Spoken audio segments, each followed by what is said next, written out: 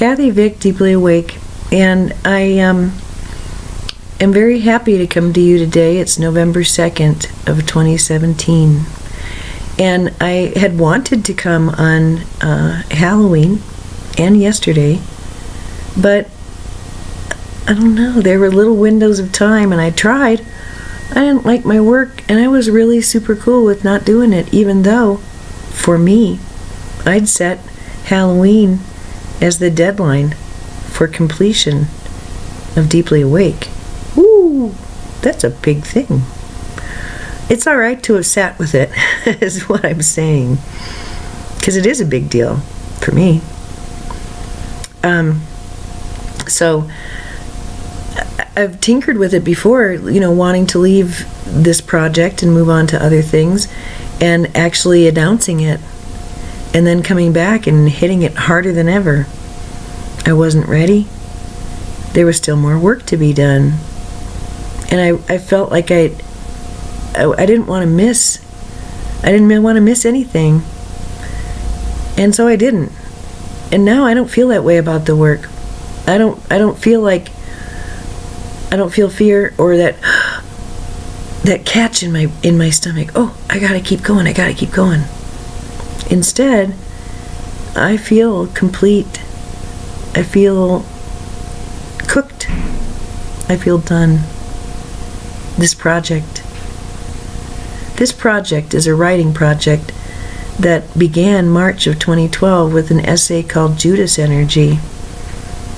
But this project of writing is so closely aligned with my process of soul ascension that they really are one and the same. They really are one and the same. I was reporting on meditations and visions and changes and thoughts that were new. And the record stands. I have led a miraculous life.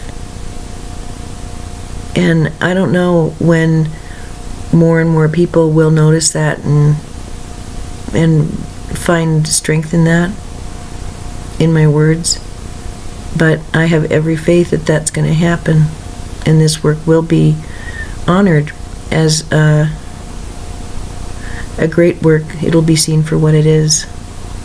But I didn't expect that to happen tomorrow. It's going to happen long term, long range.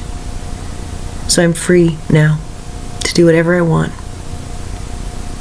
The work that I came here to do is complete. The job that I set for myself when I came in February of 1961 is complete. It's a good feeling. And so what happens, that's really what I want to talk about, is this concept of the future. Previously, I didn't believe in the future. It wasn't something that I considered ever. It was blank. I did not know what was going to happen tomorrow, 2 hours from now. Why would I think that I could possibly know what was going to happen 20 years from now? I'd seen too many broken bodies and too many broken lives to go anywhere with this concept of the future, but that it is a privilege and not a right. That's pretty deep stuff, and it kind of did a mental trick on me, because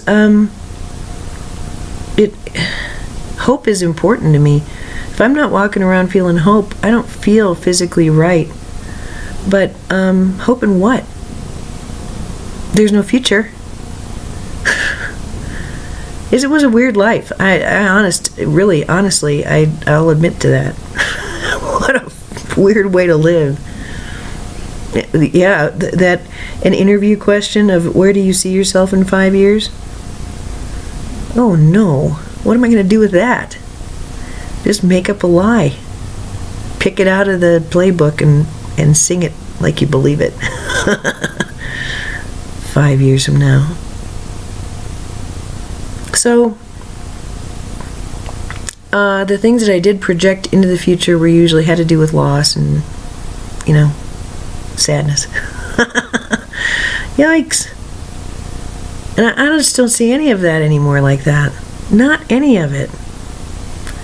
And I'm really happy to just dismiss that. It's not like I am holding my arm against it.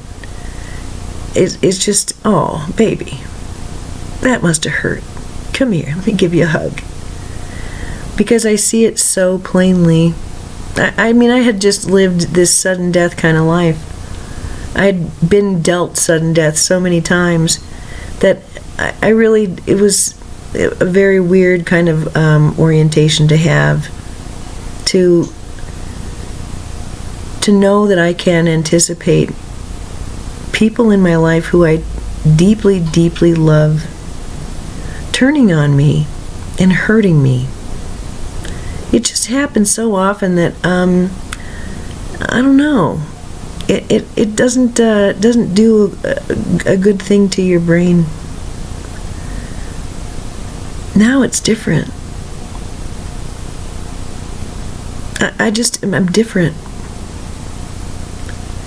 I complained about being in a soundproof booth, feeling as if I were in a soundproof booth.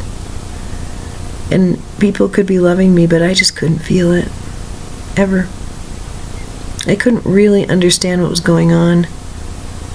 I didn't really know who I was or what I was. My oh my. I don't know if there was an event, and if so, what event it could have been that helped me to come out of that soundproof booth, but it's long gone. Long gone. And that's nice. And what I've been given is the future. I don't see it as a blank anymore, as a wall of white, the way I used to. I don't anticipate betrayal and inhumanity from my loved ones anymore. And I hold real hope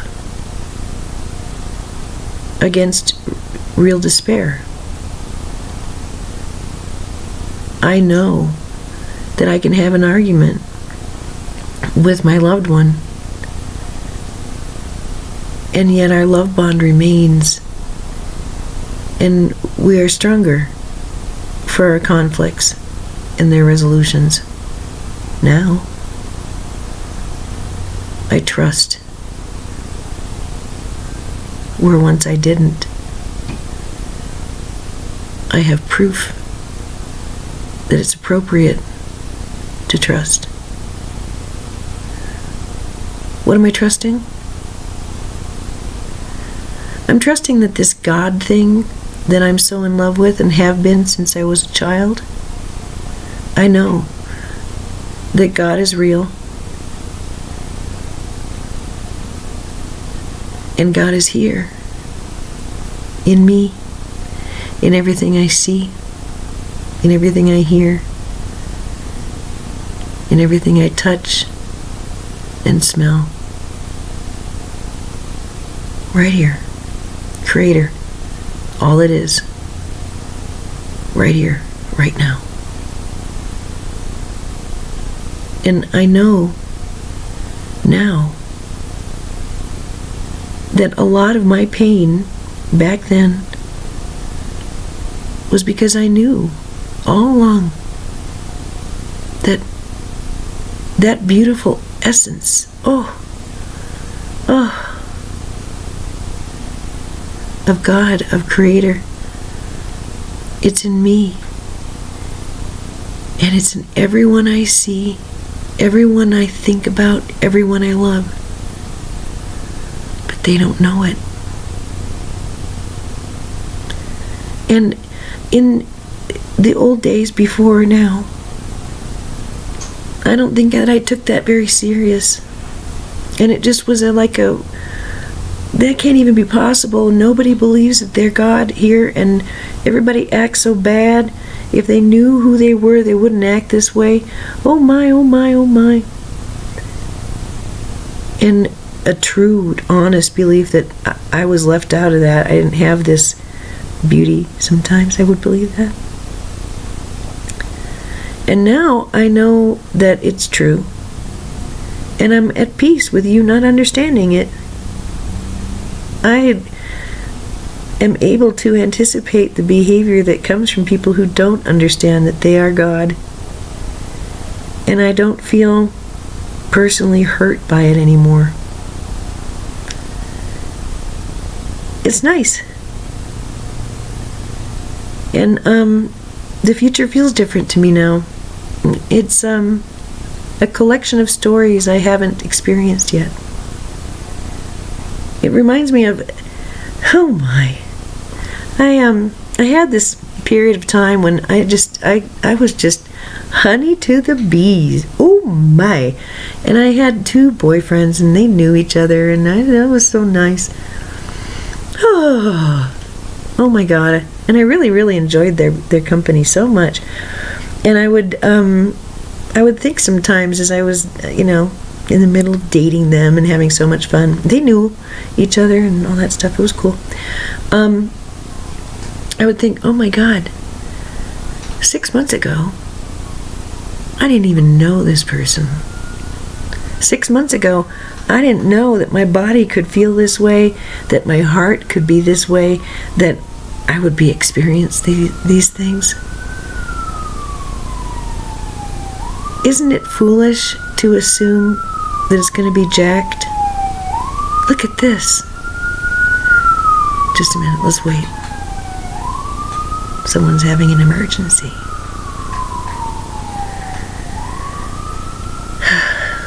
It's going to be nice to live someplace we don't have to hear sirens quite so much. But that's kind of what I'm left with now when I think about the future.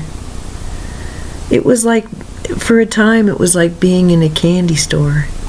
And there was love all around me and inside of me and everything like that. Yes, there was, the drama that goes along with relationship, but it was fun. And the idea here is that I was thoroughly delighted and challenged and brought up short sometimes and happy.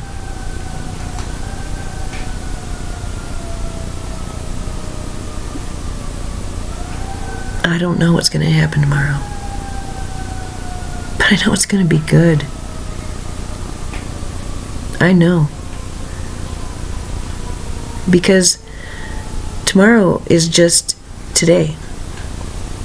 And it's been so fun because I am finding myself at peace, and I am being able to flip. When I have distress, I am able to and find peace like really fast, and it's really good. Why would I fear? Because I know myself in this moment now. And I'm not going to lose my memory tomorrow. Tomorrow is just a day I haven't lived yet. I guess what I'm trying to describe is a future without fear. And I really don't anticipate. I would love to have more periods of time when I'm honey to the bees. I would love that. But in the meantime, I'm at peace.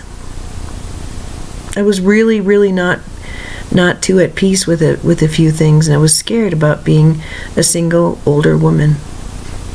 That's fair. That I was going to be, I'm a failure because I'm not married or coupled. That was going through my brain.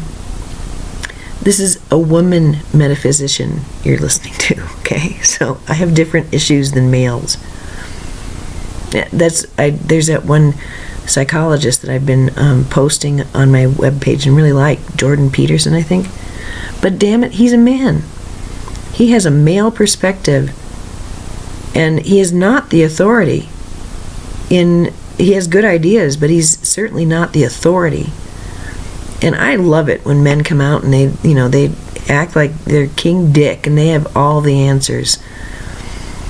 He's got good ideas. That's why I posted him. But my God, he's arrogant. And he's the one who got me hooked on this idea about where you're going to be in 3 to 5 years.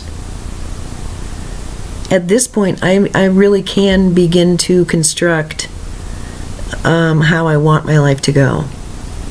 And even 6 months ago, I wasn't able to do that. The last 5 years has been about being in the moment, getting right with the past, getting right with God. And now that is complete. My ascension process is complete. So now I get to live. And every day gets to be good because I am in alignment. So if I get thrown a curveball, am I going to be okay? If I get thrown a curveball, does that mean that I'm not a very good metaphysician? If I get surprised with something that is challenging, does that mean that I'm not ascended? No, it means it's the next part of the story. I actually am in story. I'm not in lesson. Unless I want to be. But I am in the middle of stories. And they involve others. And it is well with my soul. So I'm in 3 to 5 years, I'm going to have a very recognizable name. You're gonna know who Kathy Vick is. I'm gonna be interviewed nationally, and my work will be known internationally, much more than it is now. And it will be sought out. It will be a different kind of thing. In 3 to 5 years, I'll have a nonprofit publishing house and a center that will accommodate many people and ventures. In 3 to 5 years,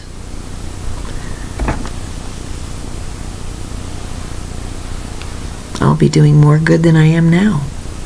And I'm doing a lot of good now. But I'm still going to be this. I'm still going to wake up peaceful. I'm going to go to bed spent. And I'm going to spend my time with people I love and who love me. Small players, big players. But this is a circle of love that I've created. What has gone on before was training. It's not definitive, it was training. And I like that my natal chart from February of 61 is one of 2 that I resonate with. I forget which ancient text it was, but it was a very, very definitive ancient text. It talked about twin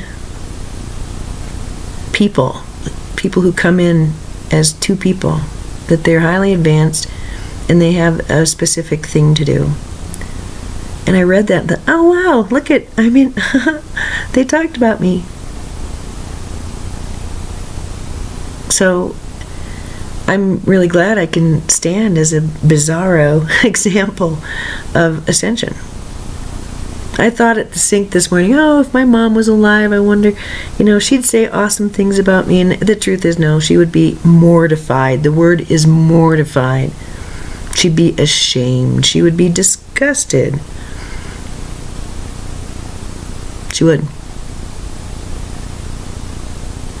The only thing that mattered was dignity and being cloaked. I just wasn't surrounded by a lot of cheerleaders, but you know what? In this process, about a year ago. My dad was having troubles, and there were a lot of phone calls, and they were hard. And there was a series of them, and wow, I would see that number and I would just go, oh, he's in so much pain, do I have to? And the voices in my head one time, toward the end, they told me, he has decisions to make, and with this phone call, you'll find he will either be your mortal enemy or your apostle.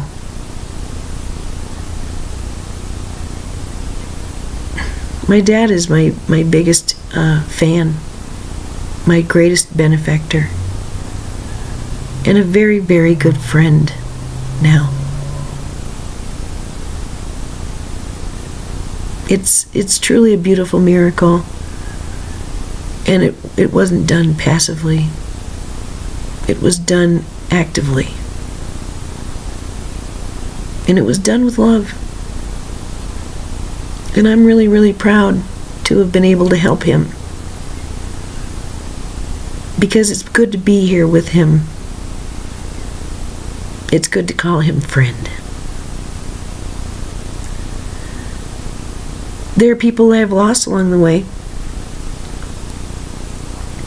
But I kind of lost myself along the way. So I trust that all is well. I trust that the love which drove this, my need to reach out, explain, comfort, guide, soothe, was met. And I hope that those things happened. And here I am at the end of it. I'm at the end of it. I said out loud on the 12-12-12 on my balcony, looking into the sun and through the sun, I said the words, I am ascended. That was after having some light shows, guys. But it took so long to rock into.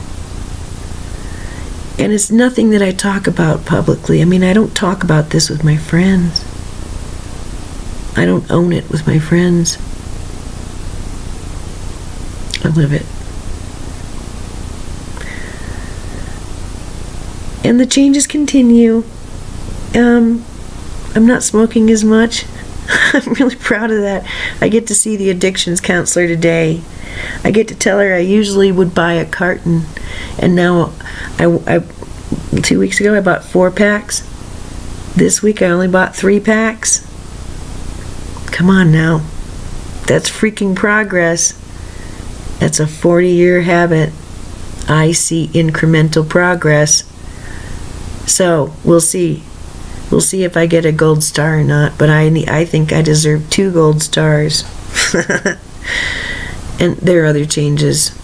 And they have to do with this concept of the future, of believing in the future, and believing that what the future holds is good. Why wouldn't it be? I am. And I guess I've learned a lot about what I don't want. I've learned a lot about what displeases me, and I've learned a lot about what does please me. And this has been a process of me being I don't know, getting comfortable with the truth that I get to have preferences. I never did before. I didn't, I was, maybe that was people pleasing, but maybe it was just the way I was dialed. But, I mean, yeah, I had preferences, but I wasn't like militant about any of it. I could take it or leave pretty much anything. I know I'm still comparing and contrasting, but what I'm getting at is that now, I just feel,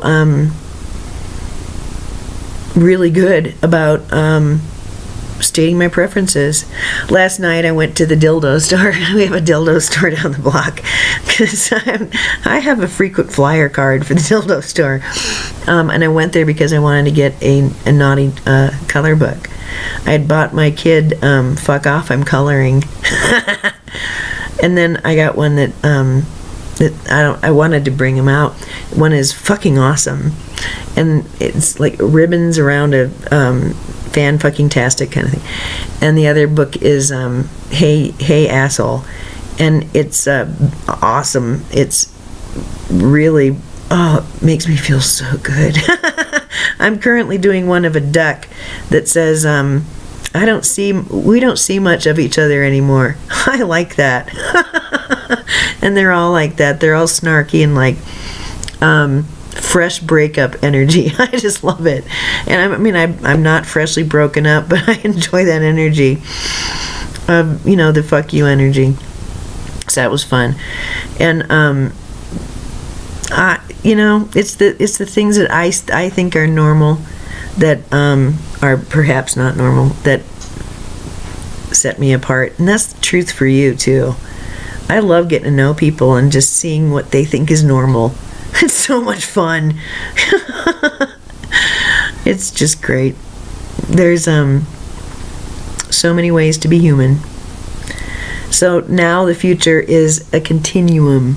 It's really fun, and I'm really so excited about being a novelist. I feel so happy when I'm doing a novel, and it really is.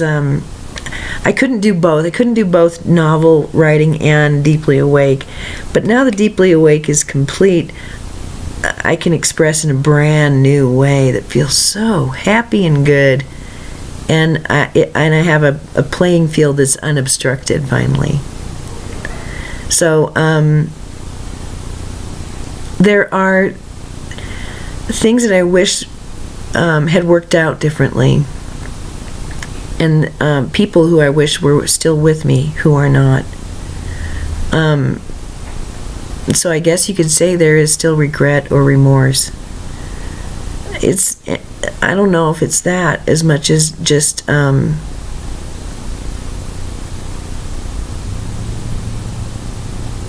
honoring and valuing people who chose not to come with me. And I'm noticing a lot of well-wishing. I'm just really, I do have that fuck you kind of feel to pretty much everything in my life. I just, whatever, dudes. But through it all is love. Through it all runs love. All right, this has been super long, and I have a commitment that I have to get to. So I'll publish this, and with this, I am complete with this project, with this process, and this does not mean that I won't come back if something big happens or if I get an aha. All right, I'm never saying never to Deeply Awake, but I envisioned this as a complete project that would just be out on the internet for free, glittering, waiting for people. That was my idea. And then I would go frolic. And I started my frolic time yesterday. My job is to be happy. Literally, my job is to be as healthy and happy as I can. And that means I write. I explore and honor my preferences. And, you're going to love this. This is how I'll stop. Yesterday I realized that I was actually eating something gnarly. I don't remember what it was, but I was ribs. I was eating a plate of ribs. And I realized I have to go on a diet. Oh my. I have to go on a diet. Just like I did Lent of 2013. I gave up idle complaining then for Lent.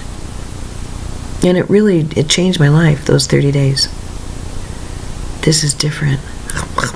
I need to go on a diet. I need to not consume guilt. I need to just stay away from it. Feeling guilty. That's a delicacy. It's an energy. And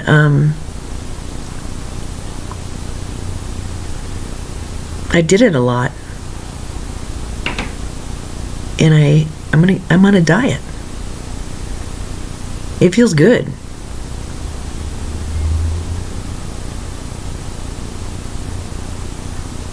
A diet from guilt.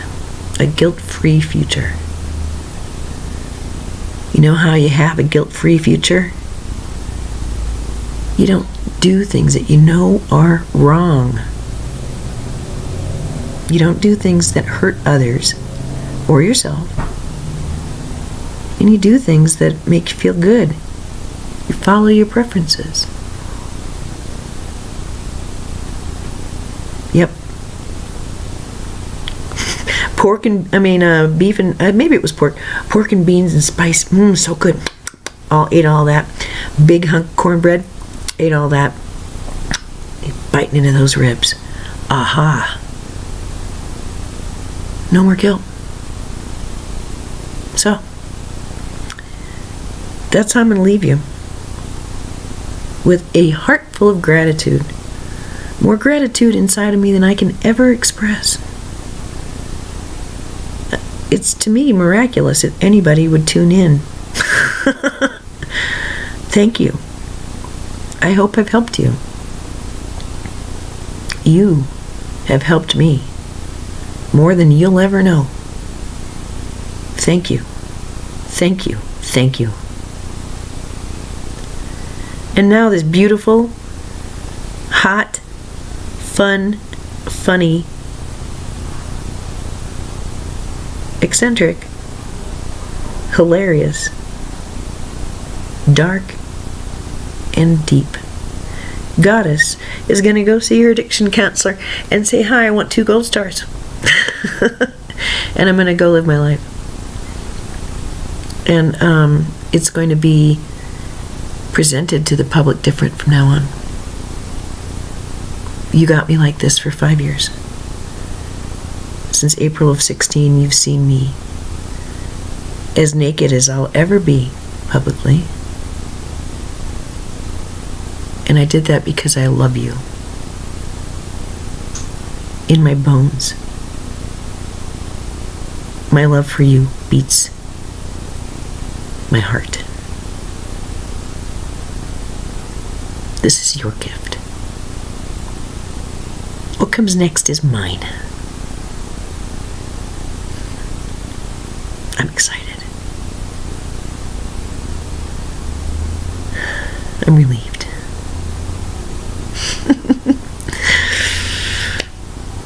I'm blessed among men.